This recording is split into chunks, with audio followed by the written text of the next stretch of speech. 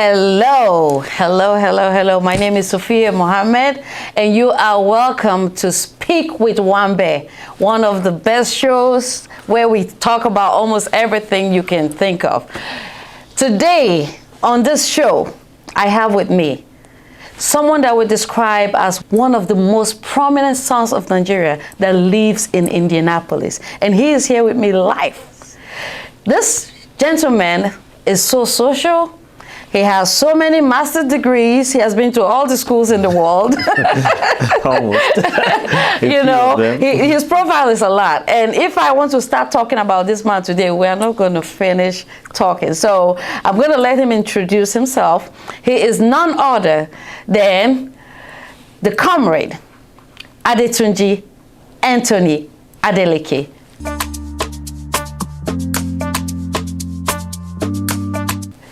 Thank you, Sophia. So good to have you here, sir. Nice to be here. I feel welcome and honored to be on this show, Speak with Wambe. And I've heard a lot of good things about the show and the organizers. And I am happy to be here today. Thank you. My name, as you said, is Adetunji Anthony Adeleke. And I look forward to answering some of your questions and having a nice chat with you. Wow. Thank you. Thank you, sir. I mean, from your profile, I know you went to Ife, and then you have a couple of master's degree. You also went to school here, and you were president of NIDO. You know, can you just tell us a little bit about your background? Thank you. Thank you. I started my education at Children's Home School, Nursery and Primary School in Ibadan, which coincidentally is the same school that Asiwaju Bola Ahmed Tinubu went to. Wow, wow. And it's a great school. It has brought out a lot of great and prominent Nigerians. And I feel honored. You know, the development of a child matters. The upbringing kinds of culminate along Absolutely. to what you will be in life. Yes. If you start well, there is a good certainty that you will continue well. If everything continues good enough.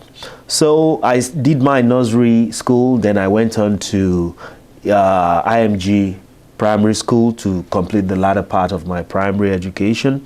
Then I went to one of those schools that they say is Bolaige schools then. Wow. Or Awolowo schools in Ibadan. And you know, a lot of our politicians have tried. They've provided free education. They've done all kinds of good things for us. So I went to Obande Secondary Grammar School at Ring Road, just beside the State Hospital in Ibadan. I finished my WAEC then, WASC, and I went on to Obafemi Awolowo University to study computer science with economics. Nice. And that was a good period of my life, even though I was at the university by 14 years. Wow. And Wow, that was some speed. They look at us like the underage students. Then You must be very brilliant. that's what they say, but you can't be a judge of yourself. Okay. So I completed it was a 5-year program, so I completed during my teenage years, just before 20 years, despite all the aluta that Great Ife is known for. Great Ife. Great. So I finished the program, then I went to do my national service at Akwa Ibom State in Uyo. So it's a lot of good experience. I'm happy about all those things that were in place. But over the years, what we've seen is that Nigeria, some of the good and great programs have been retrogressing. We hope we can bring back good times again. Right. So after I worked at some places in Nigeria. I worked with Bellevue Airlines. I worked with, and I started consulting on my own too. I started doing some computer consulting for various clients then. Right. Then I came into the US, then I enrolled in another college after myself and my family moved to the US. on the diversity lottery program, because that's one of the programs that the United States has put in place. So we need to give them credit for what they are doing to help other societies in the world. That's really good. And it's also to bring skill set that is needed in the future. Their societies plan several years ahead. They know they're going to need skilled workforce, they are going to need diversified workforce, and they are recruiting people from all around the world. United States is a nation of immigrants. They welcome people from all over the world. That's the way the society has been. And I think it's something that Nigeria can learn from. And Nigeria used to be like that. We welcome everybody from different parts of Africa. Nigeria was a big melting pot. And it is still today, but it's not as viable as it used to be. So let's hope we can bring some of the viability back and Nigeria becomes so great again that people will marvel. How did this happen? So I came here and I got another master's degree. But before then, while working in Lagos, I acquired a master's degree in geoinformatics from the Department of Surveying and Geoinformatics. Some of the technologies that goes into the GIS and the location intelligence and photogrammetry and things like that, that is being used even on our phones when we do aerial photos or on drones or on also when you are navigating. Those are technology that is based on global positioning systems. You are very knowledgeable. That department taught me a lot about that, and I give kudos to all the lecturers there and really all my colleagues there. So I came into the United States, and I realized that health is a big industry here. And I felt, how can I further my informatics in areas that are relevant in the society? So I went on to study health informatics at the master's level, initially first doing a privacy and security program under health care as well, under health informatics. So all those things, they've helped to push me, and I've done a number of professional programs. I became certified as a project management professional. I've gone on to become certified in many other professional degrees, in HR, in scaled agile, in project management still, in lean portfolio, and all the rest. But what matters most to me is the impact that you make. Impact you make in society. And I'll say, aligning with the Nigerian community here, I participated in a passport program with NIDO, and I felt this is a good organization, Nigerians in Diaspora organization. They help people to obtain their passport without all the hassles. And once I benefit, I'm like, I don't like just benefiting, I also like to give back. So I said I will get involved, and I got involved, and somehow I think people appreciated some of what I'm doing, and they said maybe you could lead us. I first served as general secretary for a number of times, and I feel I'm someone that is passionate about growth and development of the society, and I was fortunate and honored to be selected to lead the organization. And surprisingly, this happened during the COVID-19 period. So I was the president from 2019 till the end of 2020, and I handed over in January 21. So it's a challenge during those COVID years, but we achieved even more. People like this is even within COVID. What could have happened if there wasn't those restrictions of COVID? Myself and my then General Secretary, Mr. Adetunji Adewale, we went to Nigeria together. We canvassed for diaspora voting. We were there with all the top leaders in the parliament. Honorable Femi Gbajabiamila was there with us at Transcorp Hilton. And we have representatives from the presidency. Honorable Abike Dabiri of NIDCOM was there. Great leaders from all around the world, because we were trying to push the issue of diaspora voting. And at the end of the day, we know it's not yet Uhuru, but we are still on it and will not give up. Wow. So we hope our legislators knows the importance of some of the things that we stand for.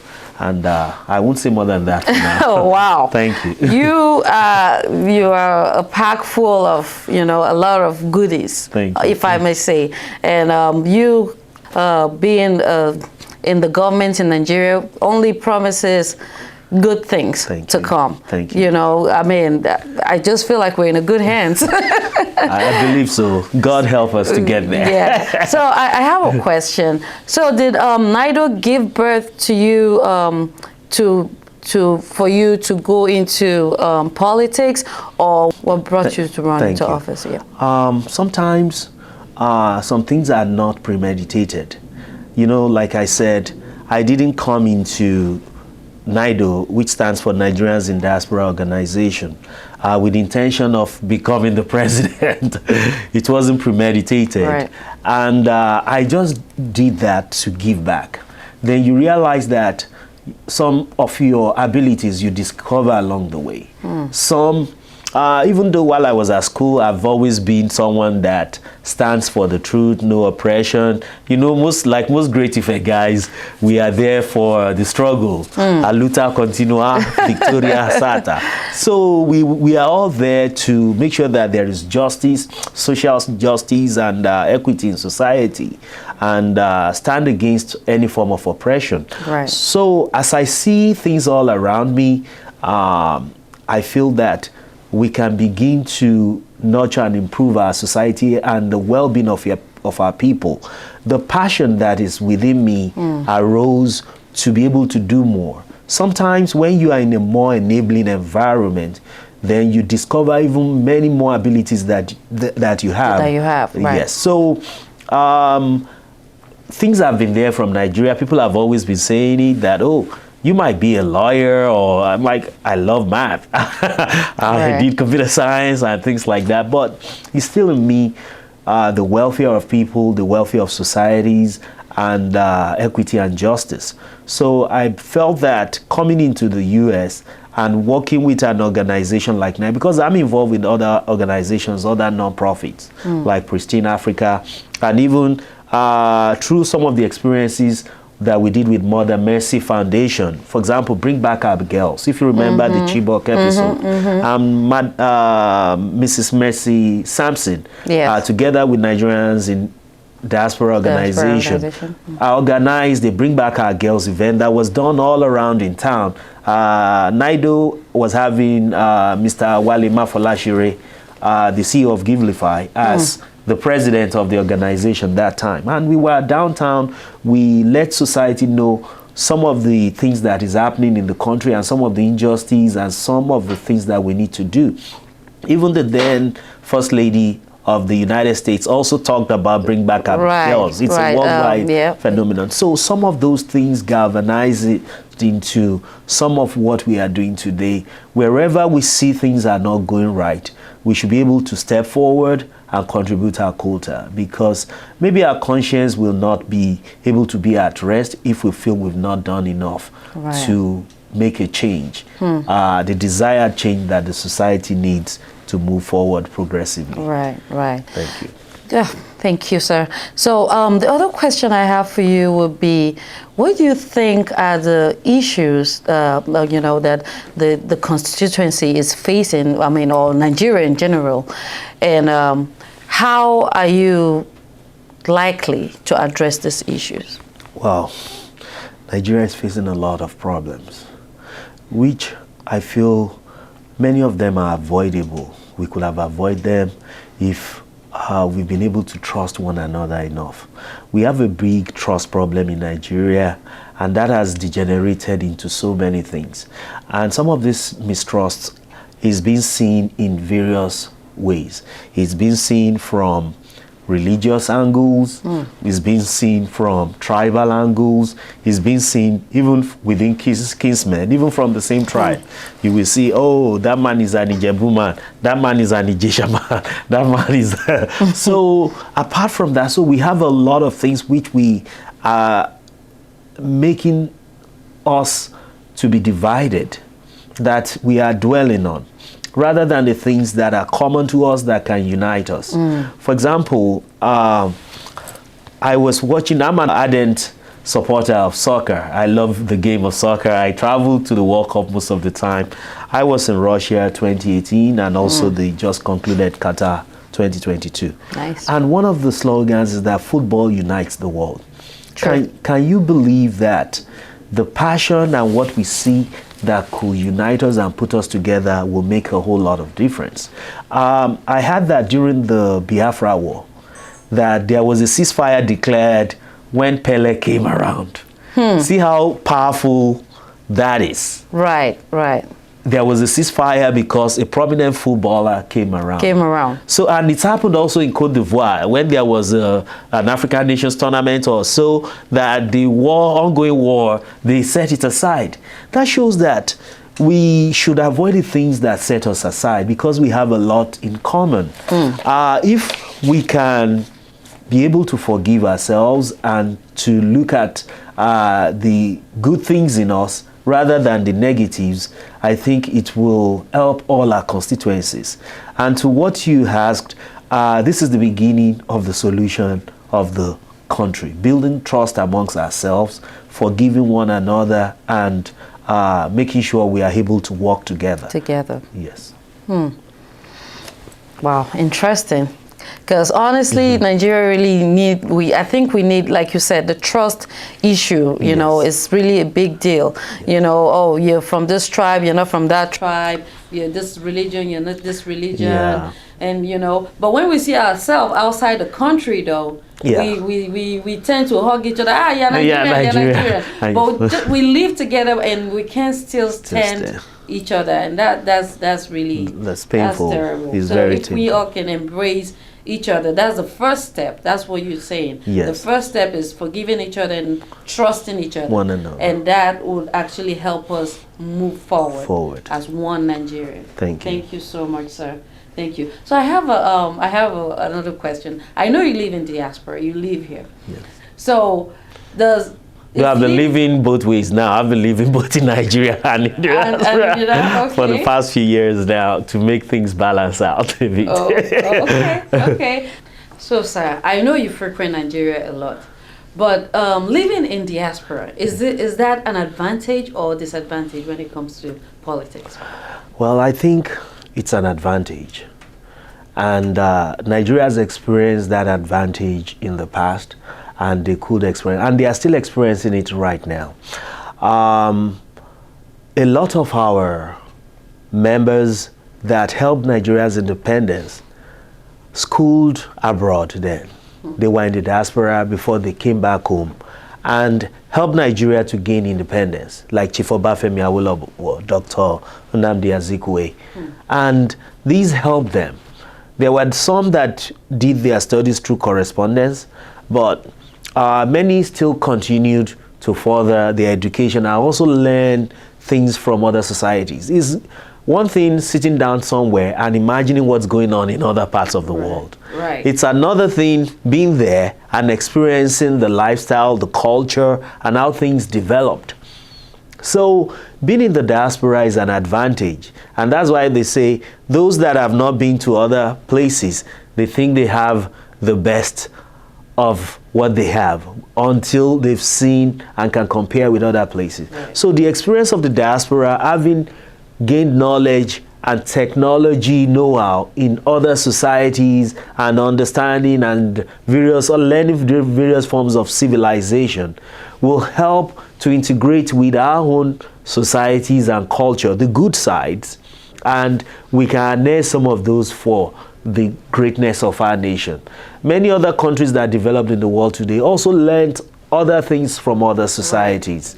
And not even to talk about the issue of remittances. A lot of the money that Nigerians working in diaspora are putting in. And I can assure you that the more they carry diasporans along, getting them involved in politics, the more diasporans will even be more energized to give a greater percentage of their money into remittances and development of the nation. When they see good governance, when they see that diasporans are also welcome.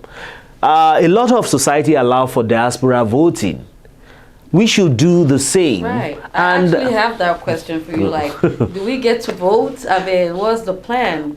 We were moving towards that. Like I mentioned earlier, we were even part of those that canvassed lately with members of the National Assembly, which is a position I'm vying for now under Senate as the candidate for Accord Party. The effects of that will help a lot. Some are even saying they could even make diaspora one of the constituents of the nation. Right. So the other nations have done it. India has done it. USA, even if you're outside the country, you can still vote. Exactly. So we can learn from the goodness of other societies and make their goodness our own benefit.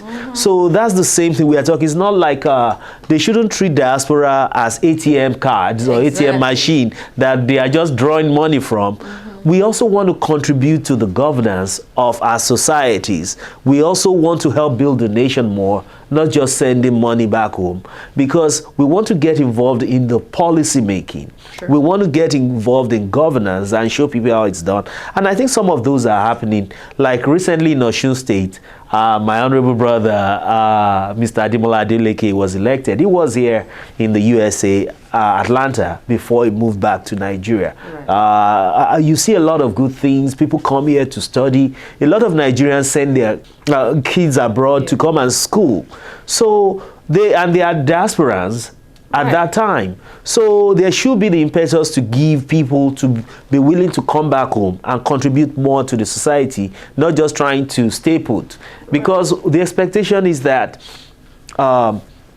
people will come and they will learn different things from school, from trades and things, and be able to give back to their societies. Right. And that's what we are trying to do more.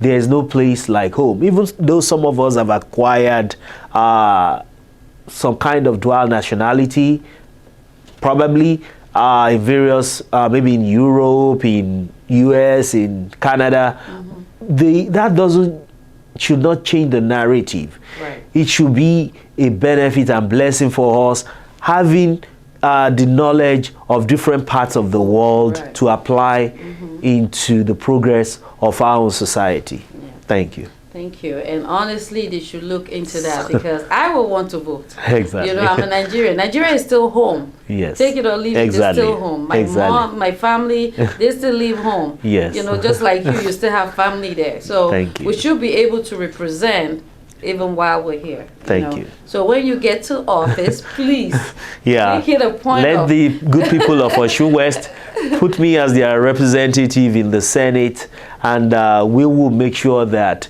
we represent them well and also we make the right policies happen for the benefit of our societies.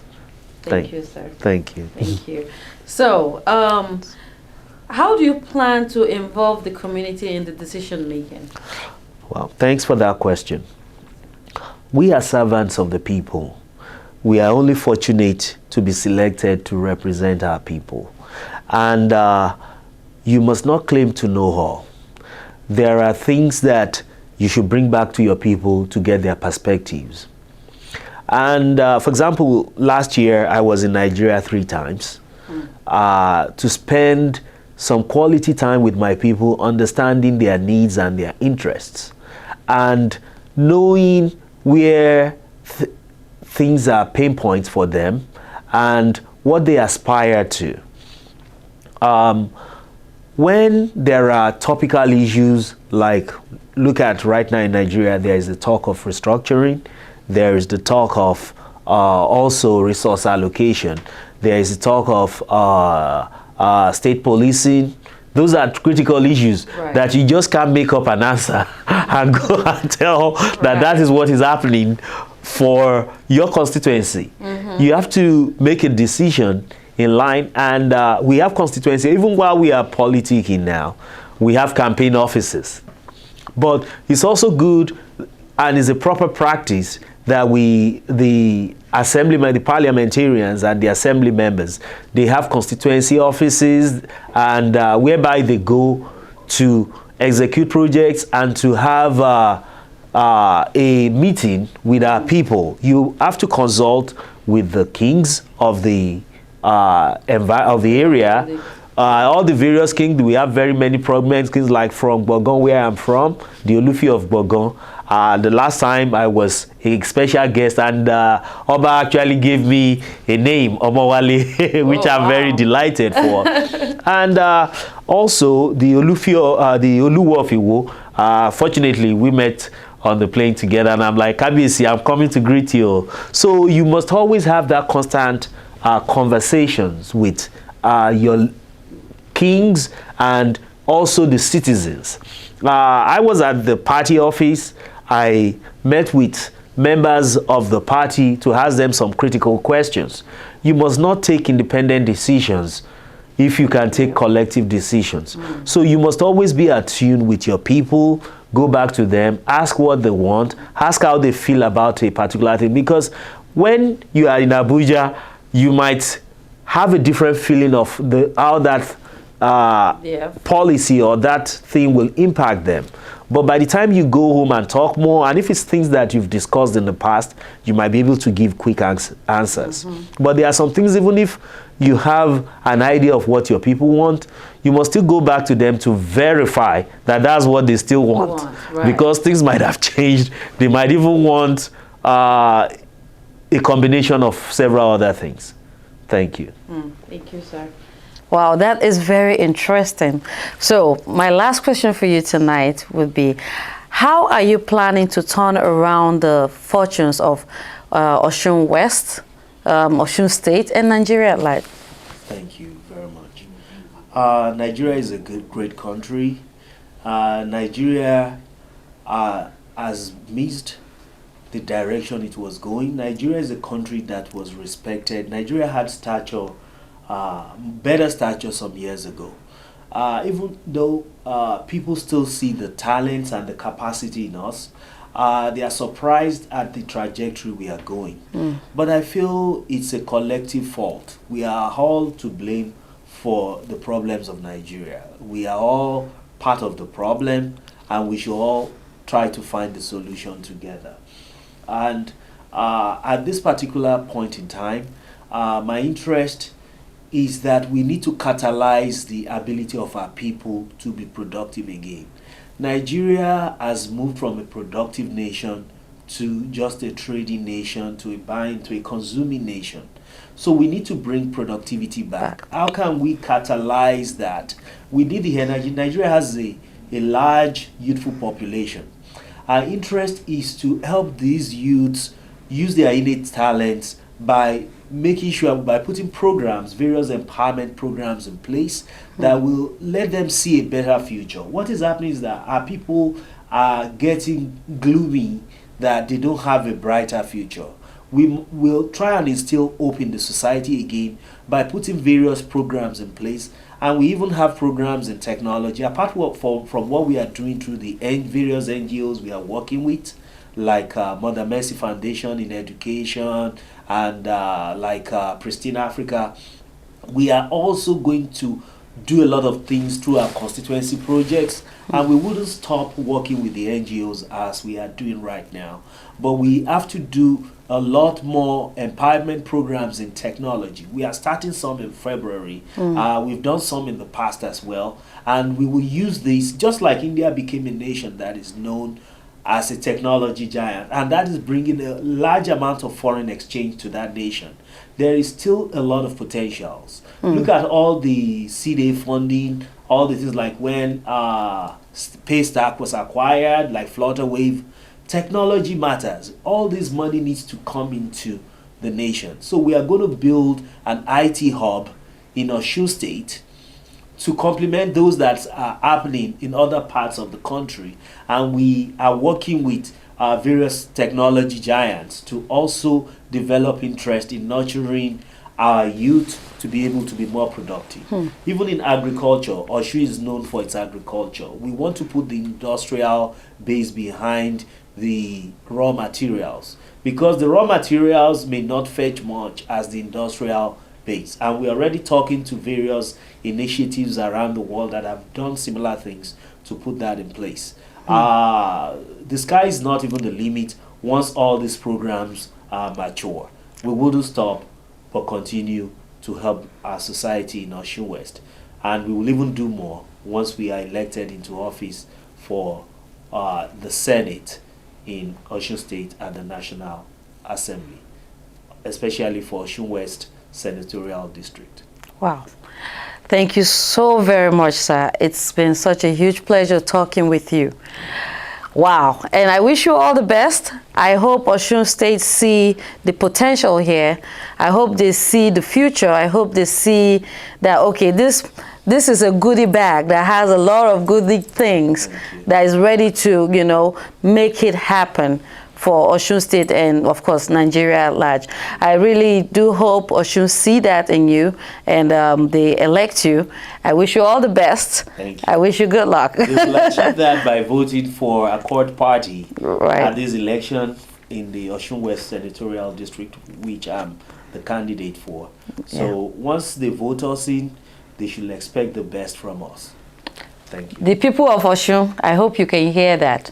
This man, one thing I have come to realize today is that this is a man that have the interest of the people at heart. He talked about the youth, he talked about all the infrastructure, agriculture, technology, and you know where the world is going now. It's all about technology, so all about IT. This man is very aware. You know, he lives in Nigeria, he lives in the United States, so he has traveled. He doesn't just live in the United States, but he has traveled like all around the world. So he is well exposed. He knows what it takes. He knows what can actually make it better. You know, let's give somebody a chance. Let's give somebody a chance here. I am so excited. I can't wait for him to be in the office. And, you know, we're looking forward to all the things that he's going to do. So the people of Osun, I beg you, please, vote for Comrade Adeleke Adetunji Anthony. Thank you so much. Wow, it's been a huge pleasure talking with Comrade Adeleke Anthony Adetunji, the senatorial candidate for Osun West under Accord Party. He is such an answer. It's an answer to what we're all looking for. You know, he talked about how Nigeria can actually be better by forgiving each other, by embracing who we are, and just, you know, moving forward. You know, he talked about technology, he talked about agriculture, he talked about youth empowerment, you know, all the program he has in place that, you know, that we can actually work on to see progress in the country and in Osun State especially. So why not? Why not give somebody a chance? Why not allow something freshness? I'll call it freshness. This man has traveled around the world. You know, he is well aware. He is smart. You know, he's like a goodie bag, plenty things, you know, that can actually make us, you know, progress. You know, that's what we need. Nigeria is really suffering, and you all can agree with me. There's so much that needs to be done. And if we see a chance to do better, why not? Why not? So I will beg the people of Osun State, Osun West, to please vote for Comrade Anthony Adeleke. And God bless you, and I wish you all the best. Thank you so much for being on this program with me. Once again, it's your favorite talk show, Speak with Wambe, where you get all the juicy everything. You know now.